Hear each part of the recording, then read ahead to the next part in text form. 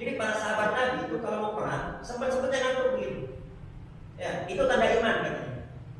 Tapi kalau ngantuk ketika sholat itu tanda munafik.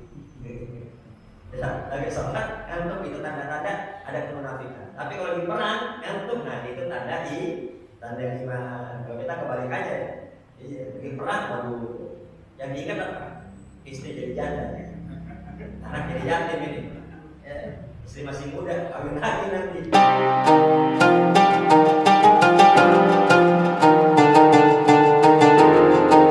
Bismillahirrahmanirrahim. Assalamualaikum warahmatullahi wabarakatuh. Waalaikumsalam warahmatullahi wabarakatuh. Alhamdulillahilladzi hadana li hadza wa ma kunna linahtadiya laula an hadana Allah. Allahumma shalli ala sayyidina Muhammadin al-fatih lima ughliqa wal khatim lima sabaq nasiril haqqi bil haqq wal hadi ila siratikal mustaqim wa ala alihi wa sahbihi haqqa qadrihi wa miqdarihi azim. Amma ba'du.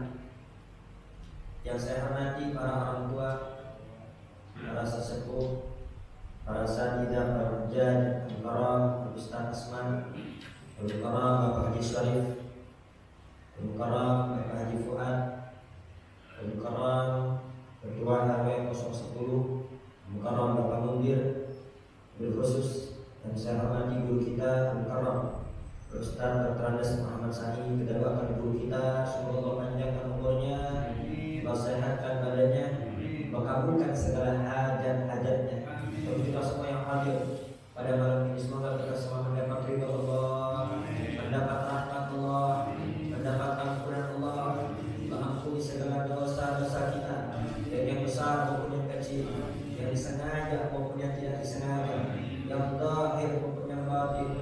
Semoga diampuni oleh Allah Subhanahu wa taala, mengganti dosa-dosa kita, kesalahan-kesalahan kita dengan kebaikan-kebaikan. Dan kita minta kepada Allah semoga dengan barokah majelis ilmu bertambah usia, bertambah dekat kita dengan Allah, bertambah usia, bertambah nikmat di dalam ibadah, bertambah khusyuk di dalam mendekatkan diri dan bermunajat kepada Allah Subhanahu wa taala. Dan kita minta kepada Allah semoga segala hajat-hajat kita, baik hajat dunia maupun hajat akhirat, semoga dikabulkan oleh Allah Subhanahu wa taala.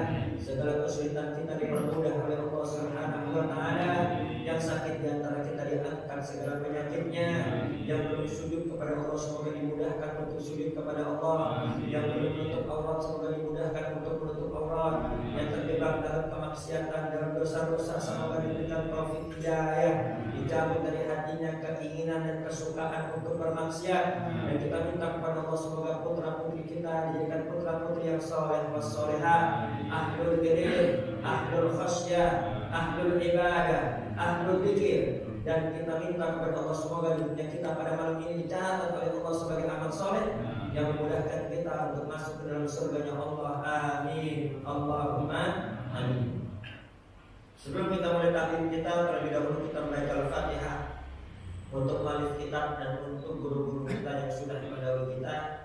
Al-Fatihah Al-Imam Ibnu Hajar Al-Asqalani, Ibnu Ahmad bin Hasan Fattah, Sayyid Ali bin Abbas Al-Maliki, Syekh Sulaiman An-Nuri, Rabi Saleh bin Muslim Hamid bin Bakar Gresik, Rabi Ali bin Muhammad bin Musa Al-Habsi, wa Imam Al-Hasan Al-Sadili, wa Syekh Rasul Syekh Al Jalal, wa Imam Al-Ghazali bin Syafi'i bin Malik bin Ahmad Nabi bin Abu Hanifah, wa Ijazah Syarifah bin Al-Qadim, Istasam Sulaiman, wa Kaid Ihsan, Jabas wa Sanad wa Imam Nawawi, wa Mahmud Zubair wa Nabil Awliya wa Qab wa Amjad wa Lauta Salih Salihin, Jami Abadina wa Mahatina Jadadina Jadadatina wa Kusana Al-Muhassis Hadal Masjid Al-Marhum Jini bin Ahidabur wa Yarum bin Ahlim wa Haji Amir bin Haji Zain wa Hadrat Nabi Muhammadin sallallahu alaihi Fatihah.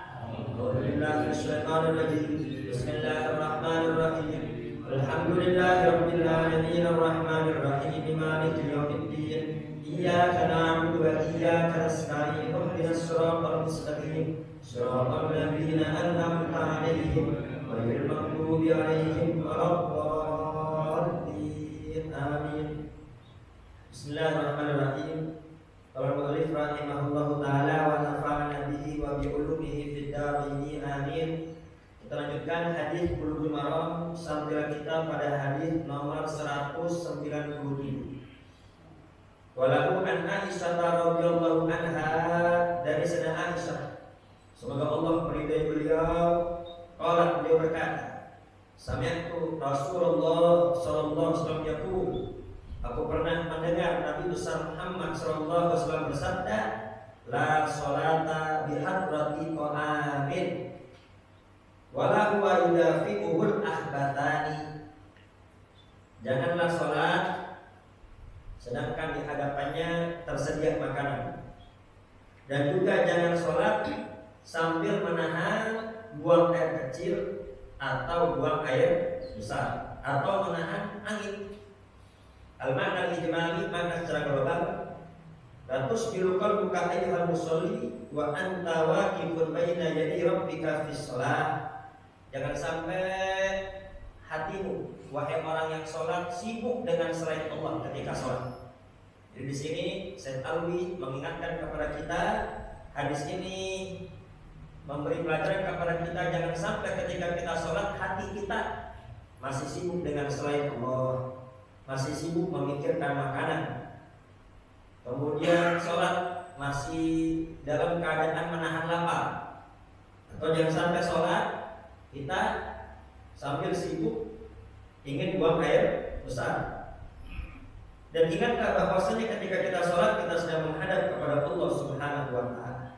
Dan hendaknya ketika kita menghadap kepada Allah, ketika kita bermunajat kepada Allah dengan keadaan yang paling sempurna, dengan hati yang kosong dari dunia, yang kosong dari pekerjaan, yang kosong dari makanan, yang kosong dari buang hajat, yang ada hanya sibuk dengan bacaan-bacaan sholat, menghadirkan keagungan, kebesaran Allah Subhanahu wa ta'ala.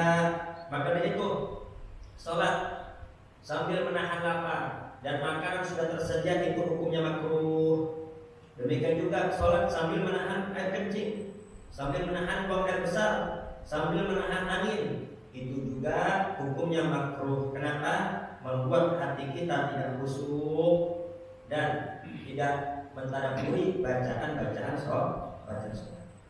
Fikul hadis. Belajar dari hadis ini yang pertama, makruh sholat apabila makanan sudah tersedia. Kenapa?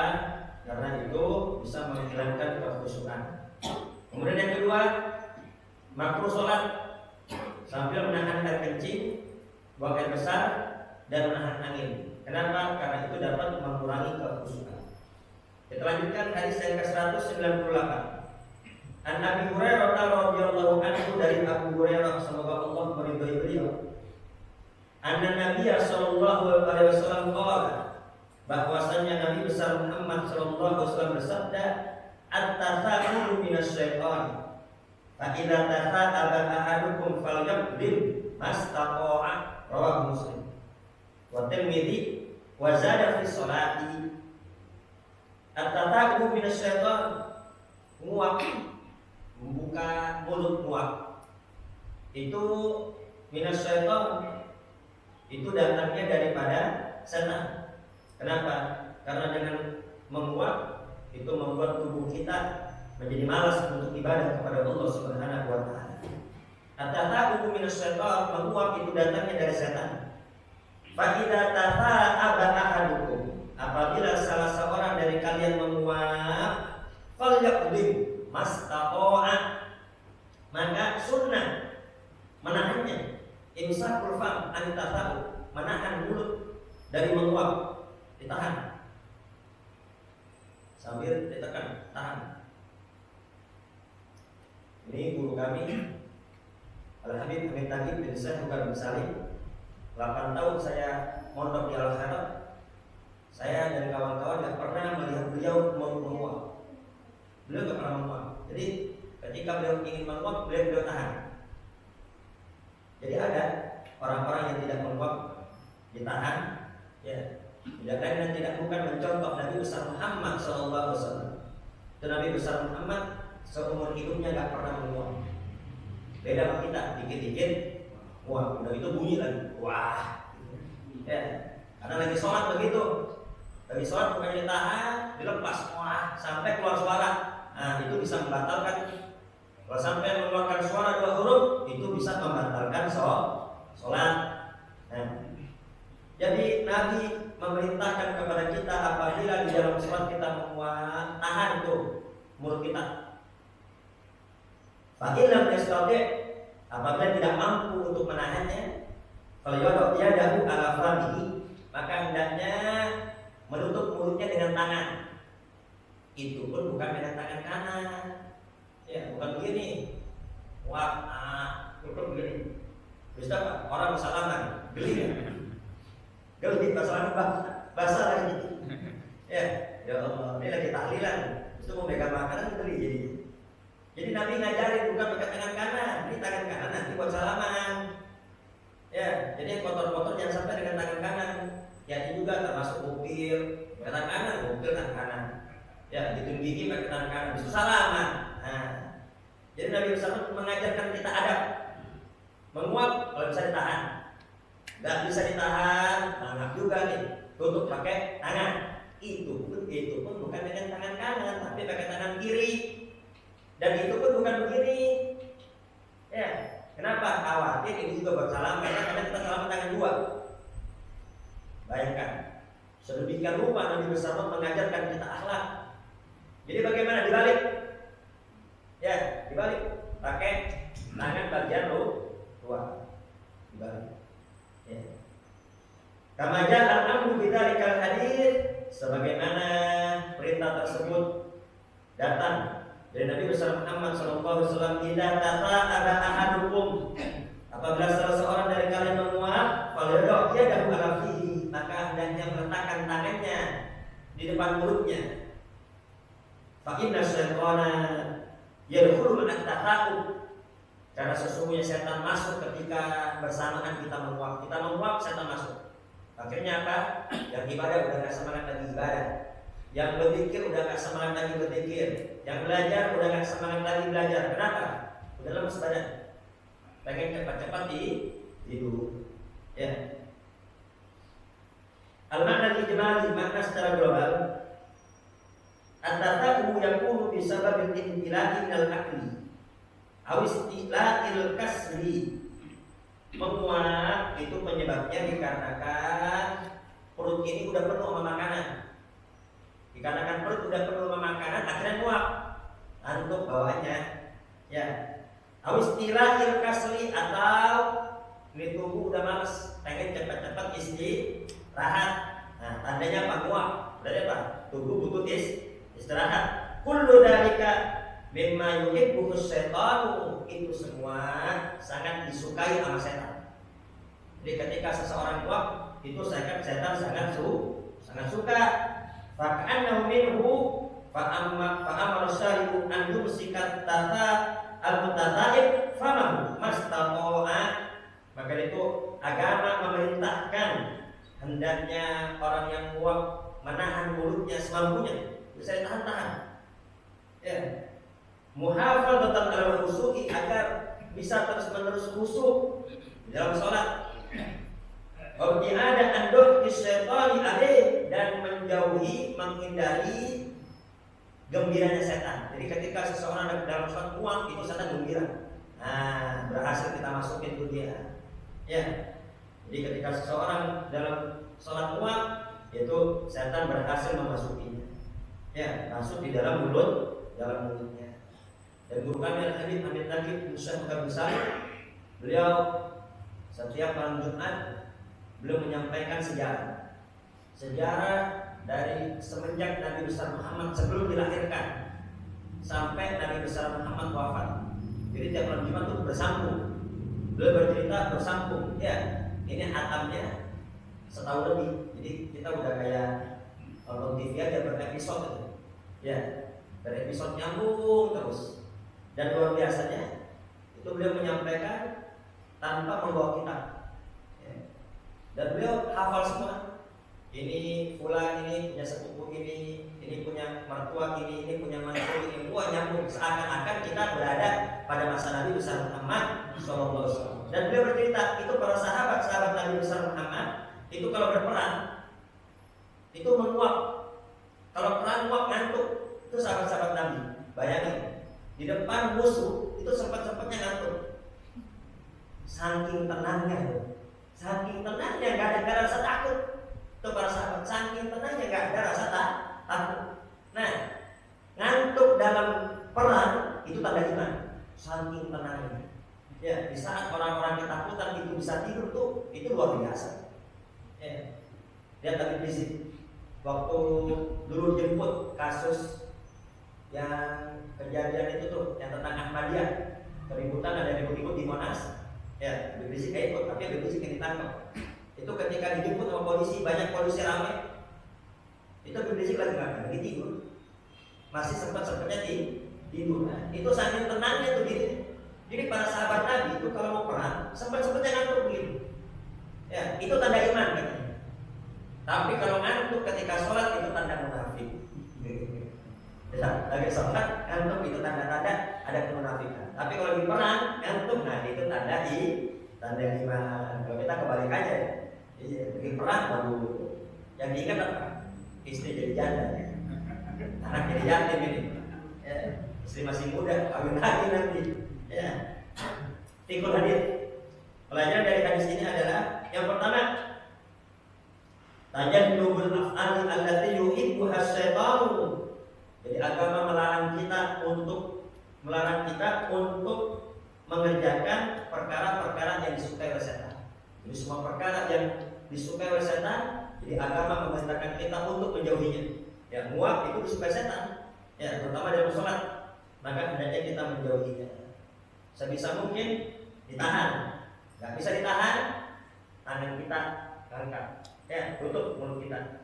Itu pun dengan tangan kiri, dan bukan begini, tapi dengan tangan bagian luar. Ya, jadi biar ketika salaman ini orang gak kena bekas mulut kita. Yang kedua, at-tata'ubu fi sholati yunafil khusyu'a. Nguap di dalam sholat itu bisa menghilangkan kekhusyuan. Ya. Apabila bunyi, wah, itu apa yang mengeluarkan 2 huruf, maka itu bisa membatalkan sholat. Babul masajid. Sekarang bab masjid. Hadis ke-199. An Aisyah radhiyallahu anha qalat, dari Sayyidah Aisyah, semoga Allah meridhai beliau, berkata, amara Rasulullah sallallahu alaihi wasallam bibina'il masajid fid duri. Nabi besar Muhammad memerintahkan untuk membangun masjid di perkampungan. Ad-dur jami' lil bina'i wa baldin. Ya. Dur itu jamak daripada rumah-rumah, ya perkampungan. Jadi setiap ada rumah-rumah, ada perkampungan atau ada komplek, maka dianjurkan untuk membangun masjid. Wa antunadhab wa antunadhaba wa tutayyaba, dan hendaknya itu masjid dibersihkan dan dibuat wangi. Jangan sampai masjidnya bau. Rawahu Ahmad wa Abu Dawud wa Tirmidzi, hadis riwayat Ahmad, Imam Abu Dawud, Imam Tirmidzi. Al-makna ijmali, makna secara global. Aitan syari'ul hakimu bis shalat. Syariat sangat memperhatikan mengenai sholat. Allati yatani arkan din, yang mana sholat itu adalah nomor 2 daripada rukun agama. Fa amara laha bi bina'il masajid wa iqamatil ma'adin wa ja'ala fi kulli mahillatin min mahillatil masjidan bi iqamati shalawatil khamsi fi kulli yawmin wa lailatin. Dan agama memerintahkan hendaknya tiap kampung atau tiap komplek itu ada masjid, dan juga dikumandangkan adzan. Ya, adzan itu syiar Allah. Selama ada adzan, maka insya Allah Dajjal akan keluar. Tapi nanti kalau udah nggak ada adzan, baru Dajjal keluar. Nah, jadi dianjurkan untuk membangun masjid dan mengumandangkan adzan. Untuk apa? Untuk mendirikan sholat 5 waktu sehari semalam. Wa ja'ala masjidan jami'an lil jum'ah, ya jama'u ahlal baladi qatibah, dan menjadikan satu masjid jami untuk sholat Jumat, yang mana seluruh kampung mengumpul di masjid tersebut. Jadi kalau dalam fikih bedanya masjid jami sama masjid biasa. Kalau masjid jami itu dipakai untuk sholat Jumat. Kalau nggak dipakai Jumatan berarti masjid biasa. Ya. Tapi kalau definisi DMI, Dewan Masjid Indonesia, baru disebut masjid jami itu kalau punya halaman luas. Kalau masjid punya halaman luas, parkirannya luas, maka itu disebut masjid jami. Tapi kalau menurut fikih, masjid yang dipakai untuk Jumatan itu namanya masjid jami. Ya, kalau di Indonesia, masjid yang dipakai Jumatan namanya dinamakan musola. Jadi kalau pakai Jumatan namanya masjid. Ya sebetulnya musola ya masjid juga. Itu kalau udah Hadramut banyak masjid. Ya masjid banyak. Akan tapi kalau yang dipakai Jumatan itu baru namanya masjid jami. Di At-Taqwa, ya At-Taqwa daerah Babelan. Ya dulu waktu saya masih bujangan ke sono, itu di sono nggak tahu kalau sekarang ya, itu masjid banyak, tapi nggak ada yang pakai Jumatan. Semua ketika Jumatan semua ke At-Taqwa, berkumpul semua ke At-Taqwa. Ya jadi Abang Kedor Ali itu masjid semua nggak ada yang boleh bikin Jumatan, hanya dipakai untuk sholat 5 waktu biasa. Kalau sudah Jumatan kumpul semua di masjid At-Taqwa. Ya. Jadi intinya tiap kampung harus punya masjid, ya untuk sholat 5 waktu berjamaah. Ya, tapi ada satu masjid jami yang kumpul semua di situ untuk melaksanakan sholat Jumat. Kalau muat, ya kalau udah nggak kuat baru boleh taat dulu Jumat, boleh berbilangnya Jumat. Jadi jangan sampai suatu masjid memaksakan untuk sholat Jumat padahal nggak nyampe 40, ya nggak nyampe 40 orangnya, dan padahal masih bisa gabung di masjid yang kuat, tapi dia tetap bikin masjid padahal hanya 40. Nah ini nggak boleh. Ya, karena dalam madzhab Imam Syafi'i harus 40. Itu pun mustautin, nggak cukup hanya mungkin, harus mustautin. Mustautin itu yang berdomisili di daerah tersebut. Ya, yang artinya dia nggak bakal pergi kemana-mana kecuali urusan penting. Nah kayak Haji Fuad kan orang Pati, akan tapi dia udah mustautin di sini. Ya, ke Pati ya kadang-kadang aja ke Pati. Kalau ada hajat ke Pati, kalau nggak ada hajat ya di sini. Ya, itu namanya mustautin. Adapun kalau para pekerja, ada pekerja di sini, ngontrak di sini, atau mahasiswa ngekos di sini, ya sewaktu waktu dia bakal pulang ke kampungnya. Dia nggak bakal tetap di sini. Itu namanya mukim. Itu nggak dihitung Jumatan. Ya, mereka tidak dihitung Jumatan. Yang dihitung Jumatan itu yang mustautin di sini. Ya, udah menetap di sini, meskipun dia orang Jawa, meskipun dia orang Sumatera, meskipun dia orang Kalimantan, tapi udah menetap di sini. Dia nggak bakal pulang ke Kalimantan kecuali kalau ada hajat. Itu pun hanya beberapa hari, pasti pulang kembali lagi. Itu mustautin udah.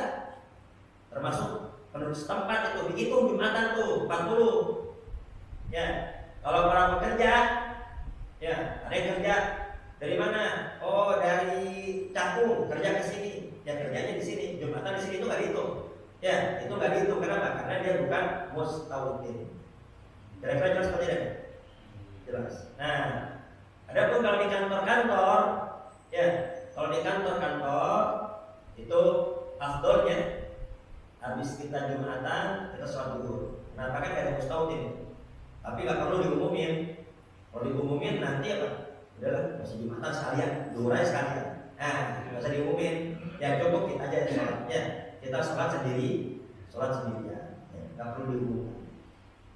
Karena nanti itu dalam madzhab Imam Syafi'i itu ada madzhab Imam Syafi'i yang qadim dan ada yang jadid. Kalau yang jadid itu harus mustautin 40 orang.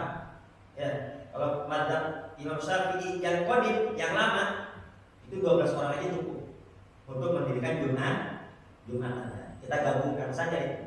Ya, kita gabungkan, kita ikut yang qadim, tapi juga kita ikut yang jadid. setelah itu kita sholat duhur. Ya, tapi kalau di perusahaan-perusahaan, di kantor-kantor nggak boleh diumumkan, jadi kacau nanti. Ya udah, sholatnya masing-masing. Nggak sholat juga nggak apa-apa. Ya, itu udah masuk kan pada Imam Syafi'i yang qadim. Tapi yang jadid itu harus mustautin 40 orang. Walamma kanat masajidul mahillat wa la yuqtana bi amriha amru syar'i bitandhifiha wa tatyibiha kal jawami. Ya.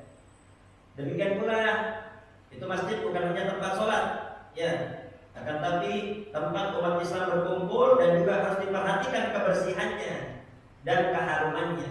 Jadi jangan sampai masjid itu kotor, ya, dan juga jangan sampai masjid itu baunya tidak sedap. Jadi Nabi besar Muhammad memerintahkan kita dalam hadis ini untuk membersihkan kotoran-kotoran yang ada di masjid. Jadi membersihkan kotoran bukan hanya tugas makmum, ya, tapi tugas kita semua umat Islam yang melihatnya. Kalau nggak kotoran, kita punya kewajiban untuk membersihkannya, ya, untuk membuatnya wangi, ya. Tidak lain yang dilakukan dikarenakan perintah Nabi besar Muhammad SAW untuk menghormati masjid, ya.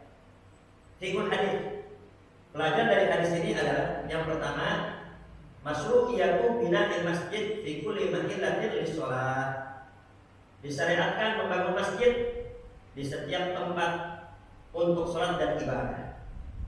Jadi jangan sampai di suatu kampung, di suatu tempat, atau di suatu kantor, atau di suatu perusahaan kosong daripada sholat 5 waktu berjamaah.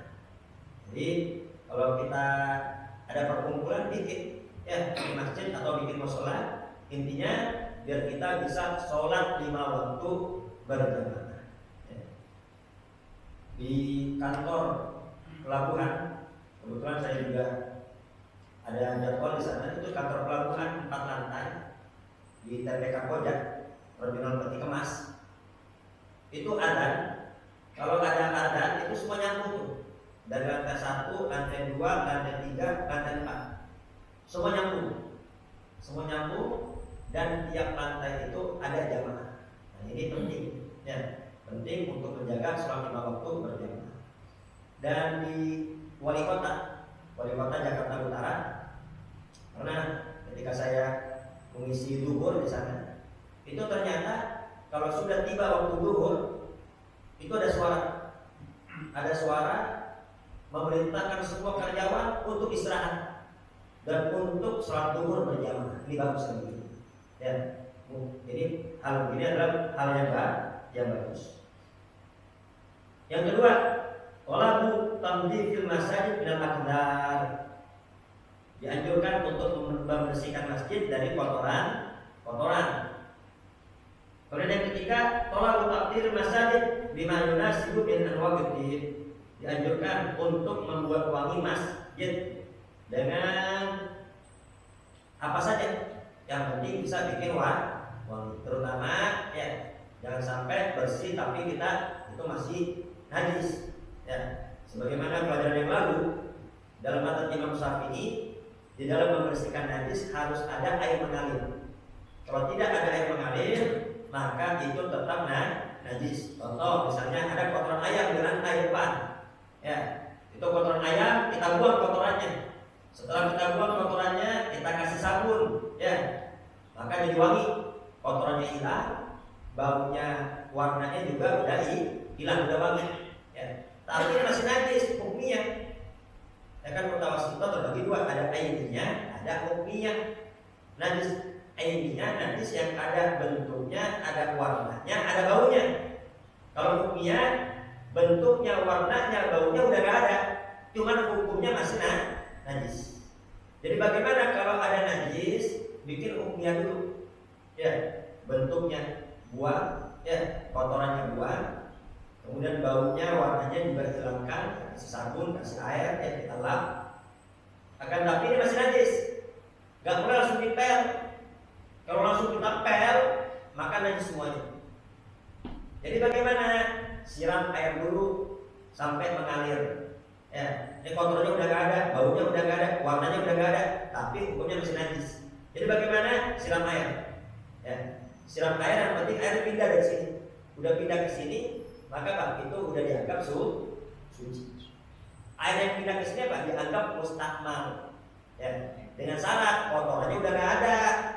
Kalau kotorannya masih ada disiram, ya najis semua. Ya, kotorannya dihilangin. Kotorannya hilangin, baunya, warnanya hilangin, mau pakai sabun kayak mau pakai deterjen terserah. Yang penting udah hilang semua. Terakhir ada air ngalir, ya siram biar pindah, baru udah kita per, maka itu baru dianggap suci. Sama kalau kita istinja, buang air kecil, cebok, cuma dilap-lap doang begini, ini sampai 1000 kali juga nggak bakal suci, ya. Tapi bagaimana? Harus ada air mengalir. Ya, jadi dalam kata Imam Syafi'i, syarat membersihkan najis harus ada air mengalir. Dan menjadi marbot masjid, membersihkan masjid itu bukan perbuatan hina, tapi itu perbuatan mulia yang sangat dihargai oleh Nabi besar Muhammad sallallahu alaihi wasallam. Sebagaimana diriwayatkan dalam Sahih Bukhari bahwasanya inna mar'atan taqumu fil masajid aw saban fa faqadaha Rasul sallallahu alaihi wasallam. Dahulu ada seorang wanita hitam. Jadi ini perawi hadis, beliau ragu antara pemuda atau wanita, dan bisa jadi ini kejadian 2 kali. Ya, ada pemuda juga, ada wanita juga. Ini ada seorang wanita yang kerjanya membersihkan masjid. Tiap hari itu masjid dibersihkan. Ya. Bapak kodaha Rasulullah sallallahu alaihi wasallam. Suatu hari Nabi nggak lihat. Di mana nih wanita yang biasa bersih-bersih masjid kok nggak kelihatan? Ya. Itu diperhatikan sama Nabi. Ini orang-orang nggak peduli, tapi Nabi peduli. Ini mana wanita yang biasa bersih-bersih masjid? Kemudian para sahabat menjawab, mata wafat ya Rasul. Kemudian Nabi besar Muhammad marah dan berkata, afala kuntum adantumuni, kenapa kalian tidak mengabarkan saya? Bahkan narusok baru amroha, seakan-akan para sahabat menganggap ini wanita kecil, cuman marwah masjid, cuman tukang bersih-bersih masjid, gak perlulah wafat bangunin Nabi, ya udah kita kuburin aja lah, gak usah ganggu. Nah ternyata Nabi marah, ya, kenapa kok aku tidak dikabarkan? Ini perbuatan mulia, ya ini perbuatan yang sangat penting. Dulu nih ala qabriha, gimana kuburnya kata Nabi? Tunjukin saya gimana kuburnya. Bayangkan saking perhatiannya Nabi, ya kepada orang yang membersihkan masjid. Ketika diberi kabar wafat, Nabi marah. Kenapa nggak dikabarkan? Kemudian yang kedua, tunjukkan kepada saya gimana kuburnya. Nah, ketika ditunjukkan kuburnya, fasolla alaiha, Nabi sholat di atasnya. Ya, sholat di atas kubur. Ya, sebagaimana yang sering saya sampaikan, ini penting ilmu diulang-ulang, biar ingat. Ya, yang lupa biar ingat, yang udah ingat biar tambah yakin. Jadi kalau sholat di kuburan, jangan pakai sendal, tapi sendal kita angkat, kita injek atasnya. Jadi sama tali-talinya kita injek. Ya, kalau kita pakai sepatu kita lepas, injek atasnya. Kenapa? Karena kalau kita pakai sama aja nyambung sama najis. Ya, bawah ini nyambung, tapi kalau kita angkat, ya kita injek atasnya, ya berarti yang najis cuma bawahnya doang, atasnya tidak. Nah, itu Nabi bersama sholat di atas kubur. Setelah selesai sholat di atas kubur, Nabi besar Muhammad SAW bersabda, inna hadil kubur mamlu'atun dhulma ala ahliha. Ini pemakaman, ini gelap, ya. Wa inna Allah yunawwira lahum bisolati alaihim. Dan sekarang ini pemakaman jadi terang semua, ya, dikarenakan aku sholat di atasnya. Jadi dengan kita sholat mayit itu termasuk syafaat, termasuk doa, termasuk penolong bagi orang yang sudah wafat. Di sini memberi pelajaran kepada kita semua bahwasanya Nabi besar Muhammad itu sangat peduli terhadap orang-orang yang berjasa kepada masjid, yang peduli kepada masjid, yang bersih-bersih kepada yang bersih-bersih masjid. Meskipun orang menganggapnya kecil, tapi itu sangat besar di sisi Nabi besar Muhammad sallallahu alaihi wasallam. Nah, Itu pernah Al-Habib Mundir di Fathul Muslim. Beliau membuat Maulid Nabi besar Muhammad terbesar, ya, di Indonesia terbesar, termasuk buat Maulid di Monas. Ketika buat Maulid di Monas yang hadir belasan ribu orang, ya, bergembira atas lahirnya Nabi besar Muhammad Sallallahu Alaihi Wasallam. Setelah Maulid, beliau akan senang sekali. Ini pasti Nabi Muhammad bangga sama saya. Ya, pasti Nabi Muhammad bangga sama saya. Kenapa? Karena saya sudah mengumpulkan orang-orang untuk berselawat merayakan Maulid Nabi besar Muhammad Sallallahu Alaihi Wasallam. Tiba-tiba pas malamnya beliau cerita, beliau bermimpi Nabi besar Muhammad Sallallahu Alaihi Wasallam. Ya, beliau berharap Nabi bangga sama dia. Ya, Nabi bangga sama beliau. Ternyata apa? Dalam mimpinya itu Nabi besar Muhammad berkata, menyebut para pemuda yang masak kumpul-kumpul, yang nyiapin panggung, ya, yang bersih-bersih, itu yang disebut oleh Nabi besar Muhammad. Ya, yang Mundir, ini anak-anak muda ini paling capek. Ya, yang paling capek. Mereka mungkin tidak dilihat oleh orang, akan tapi mereka lah yang jasanya paling besar, karena mereka yang paling capek. Langsung itu Nabi Mundir, Pak, langsung merasa malu. Ya, berarti pahalanya yang paling gede itu anak-anak muda yang di belakang layar. Ya, jadi ini jangan disangka itu bersih-bersih masjid, menyiapkan kegiatan itu pahalanya kecil, tetapi pahalanya sangat luar biasa di sisi Allah Subhanahu wa Ta'ala. Hadis yang ke-200. An Abi Hurairah radhiyallahu anhu qala, dari Abu Hurairah, semoga Allah meridhai beliau, qala Rasulullah sallallahu alaihi wasallam, telah bersabda Nabi besar Muhammad sallallahu alaihi wasallam, qatalallahu al-yahuda ittakhadhu qubur anbiya'ihim masajida, muttafaqun alaih, wa zada Muslim wan Nasara. Qatalallahu al-yahuda ay la'anahum wa ahlakahum. Allah melaknat, Allah membinasakan orang-orang Yahudi yang menjadikan kuburan para nabinya sebagai masjid. Allah melaknat, Allah membinasakan orang-orang Yahudi yang menjadikan kubur para nabinya itu sebagai masjid. Dalam riwayat Muslim ada tambahan Nasara juga. Ya, Allah melaknat orang-orang Yahudi dan Nasara yang telah menjadikan kuburan para nabinya sebagai masjid. Maksudnya apa? Dijadikan tempat sujud. Ya, sujud di atas kuburan, disembah kuburnya. Walaupun min hadits Aisyah, dan ada pun riwayat Sayyidah Aisyah, tadi riwayat Abu Hurairah. Riwayat Sayyidah Aisyah, kanu idza mata fihi rajul salih banu ala qabrihi masjidan. Jadi maksudnya, ya, mereka itu orang-orang Yahudi dan orang-orang Nasara, apabila wafat orang soleh di antara mereka, jadi tokohnya wafat, pimpinannya wafat, gurunya wafat, banu ala qabrihi masjidan, maka dibangun di atas kuburnya masjid. Ya, maksudnya itu di atas kuburnya dibikin patung. Ya, di atas kuburnya dibikin patung menyerupai tokohnya, patung menyerupai gurunya, patung menyerupai pimpinannya. Ya, ulaika syirarul khalqi, mereka seburuk-buruknya makhluk. Ya.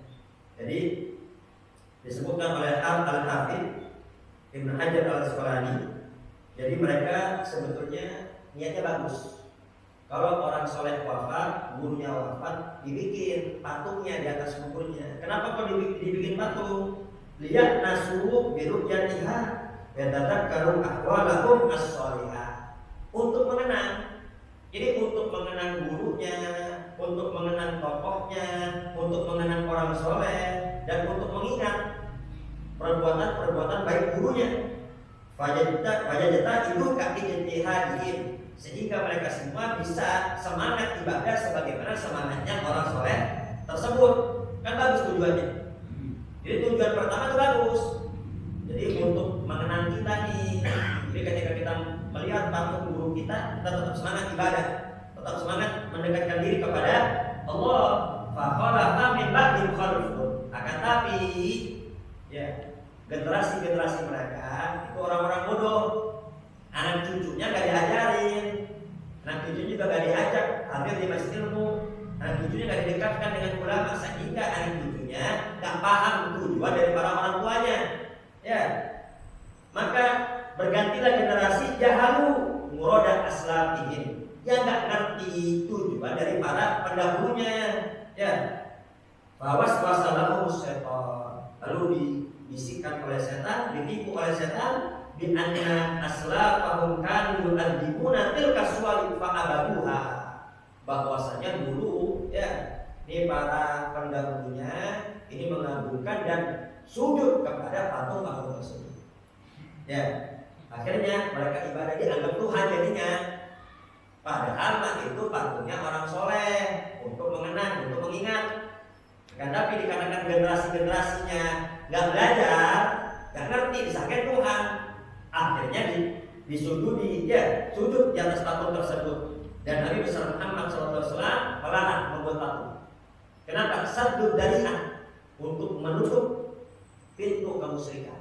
Ditutup, nggak boleh bikin patung. Kenapa? Khawatir nanti seperti orang-orang Yahudi dan orang-orang Nasrani, ujung-ujungnya akhirnya nyembah patung. Ya, waktu habis. Berapa menit lagi? 5 menit. Al-makna ijmali, makna secara global. Dzakar Ummu Salamah wa Ummu Habibah bin ummahatil mukminin. Jadi ini awalnya istri Nabi, kedua istri Nabi cerita. Siapa? Ummu Salamah dan Ummu Habibah. Jadi keduanya ketika hijrah pertama ke Habasyah, ke Ethiopia.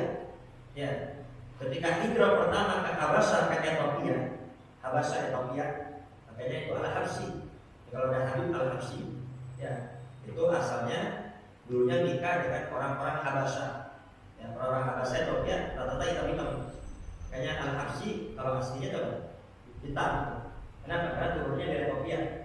Tapi kalau udah putih ya mungkin udah lain tuh nikahnya. Ya.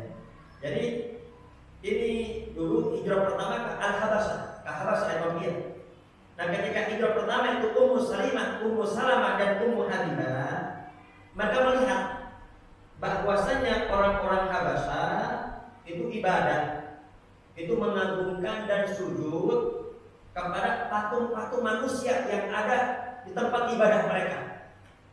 Ya, jadi mereka menyaksikan ternyata orang-orang Ethiopia itu di tempat-tempat ibadahnya ada patung-patung dan nyembah kepada patung tersebut. Nah, pas pulang dari Habasyah, cerita kepada Nabi besar Muhammad Sallallahu Alaihi Wasallam, dan Nabi jelaskan, ya, dijelaskan oleh Nabi besar Muhammad bahwasanya sebetulnya para pendahulu yang bikin patung itu niatnya bagus, ya, untuk mencontoh orang soleh, untuk mengingat orang soleh, dan agar bisa terus-menerus ibadah seperti orang soleh tersebut. Ya, akan tapi ternyata generasi setelahnya, ya, generasi setelahnya tak paham. Ya, generasi setelahnya tak paham, mereka menyangka bahwasanya itu adalah patung Tuhan. Dan lagi pula, ya, ini patung, ini sudah fatahu baban lil kufri liman ba'dahu. Memang tujuannya bagus, tapi dia tidak menyangka bahwasanya itu sudah membuka pintu kekafiran, pintu kemusyrikan untuk generasi-generasi setelahnya. Kenapa? Karena generasinya tidak diajarkan agama. Maka Nabi besar Muhammad bersabda, "Syirarul khalqi indallahi yaumil qiyamah." Mereka seburuk-buruknya makhluk nanti di hari kiamat di sisi Allah Subhanahu wa taala. Maka itu Nabi besar Muhammad melarang di atas kubur membangun patung orang-orang soleh sebagaimana perbuatan orang-orang Yahudi dan orang-orang Nasrani. Kenapa? Karena itu dapat membuka pintu kekufuran, pintu kekafiran, dan juga itu sia-sia, gak ada manfaatnya bikin patung. Ya, bikin patung gak ada manfaatnya, dan juga membuat mubadzir. Ya, jadi kenapa kok nggak ada patung-patung kiai, patung-patung habaib, ya, atau patung Nabi besar nggak ada? Kenapa? Ya, karena ini untuk menutup pintu kekafiran, ya, untuk menutup pintu kemusyrikan, sebagaimana yang terjadi pada orang-orang Yahudi dan orang-orang Nasrani. Dan lagi pula di dalam Islam itu membangun patung, Membuat patung manusia itu tidak boleh. Jadi membuat patung makhluk hidup itu tidak boleh. Ya, secara mutlak itu sepakat ulama bahwasanya membuat patung makhluk hidup itu tidak boleh. Kenapa? Karena nanti di akhirat itu yang membuat patung makhluk hidup nanti akan dituntut oleh Allah. Coba tiupkan roh, bisa apa tidak? Ya, ketika dia tidak bisa meniupkan roh, maka dia akan mendapat siksa dari Allah Subhanahu wa taala. Adapun patung alam itu hukumnya boleh. Ya, jadi kalau patung alam itu hukumnya boleh. Adapun foto itu bukan patung. Ya, karena foto itu bukan lukisan. Foto itu bukan buatan seperti patung tersebut, akan tapi itu dhillul mu'abbad, bayangan yang dikekalkan. Ya, bayangan yang dikekalkan. Kita seperti ngaca. Ya, kita ngaca, semakin jernih itu kaca, maka bayangan kita semakin bersih. Nah, itu yang dikekalkan, itu yang di-print. Nah, itu foto. Nah, foto hukumnya boleh. Ya, tapi kalau patung, ya itu hukumnya tidak boleh. Baik, semoga tidak semua bermanfaat. Ikut hadisnya, pelajaran dapat kita ambil dari hadis ini sangat panjang.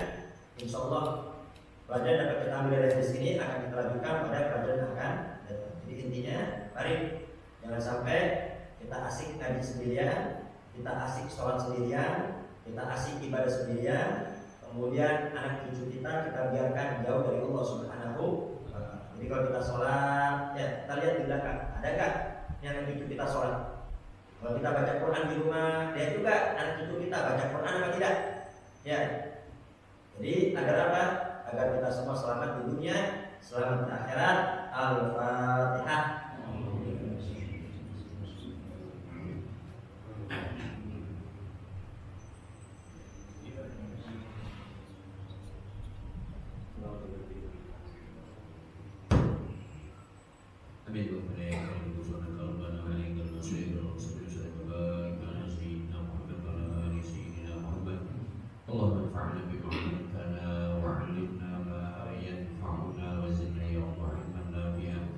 وزدنا عملا مقبولا قلبا خاشعا أدبا مرضيا فهما ذكيا رزقا واسعا حلالا طيبا كثيرا اللهم ارزقنا بالعلم وزينا بالحلم وأكرمنا بالتقوى والاستقامة ربنا آتنا في الدنيا حسنة وفي الآخرة حسنة وقنا عذاب النار سبحان ربك رب العزة عما يصفون وسلام على المرسلين والحمد لله